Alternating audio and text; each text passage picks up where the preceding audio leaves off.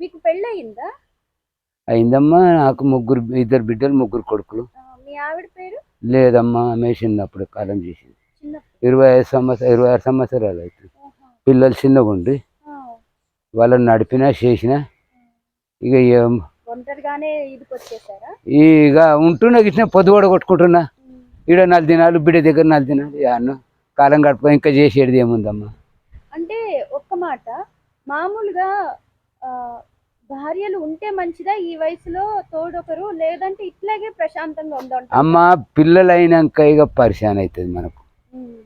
పిల్లలు పెద్దగా అయ్యి తెలివి వచ్చి పెళ్లి చేసుకుంటే అవి కొడలు ఇట్లానే, ఆ కొడుకు అట్లని సప్పుడుదాకా ఇట్లనే దేవుణ్ణి అది చేసుకొని కొన్ని రోజులు బతుకుదామని బతుకుతున్నా అంతే. కానీ ఇక ఏం ఆలోచన లేదు. ఇక పెళ్లికి ముందు పెళ్లి చేసుకోవాలనిపించిందా? ఇప్పుడే పెళ్లి వద్దు అనిపించిందా?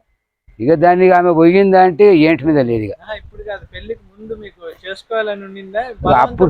అప్పుడు మాకు తెలివి కాకముందు చేసారు. ఎన్ని సంవత్సరాలకి? 20 సంవత్సరాలు 18 సంవత్సరాలకి చేశారు. అప్పుడు ఇష్టపూర్వకంగానే మా నాయనలే లేదు.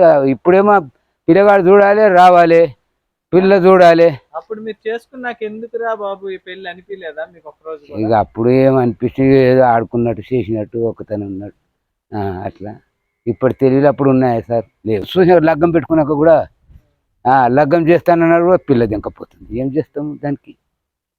ఇక ఇప్పుడే మంచిగా అనుకున్నాలే, అప్పటిదప్పుడే మంచిగా అనుకున్నాను. మీకు ఈ వయసులో ఒక తోడు ఉంటే, అంటే మీ భార్య ఉండుంటే బాగుండు అనిపిస్తుందా? ఒంటరిగానే ఇక ఏమొద్దమ్మ, ఇక అయిపోయింది.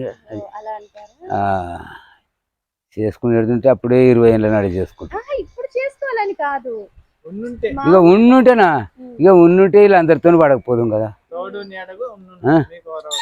ఇక శాతనైనా ఏదో పెట్టినది తినాలి, ఉండాలి అంతే.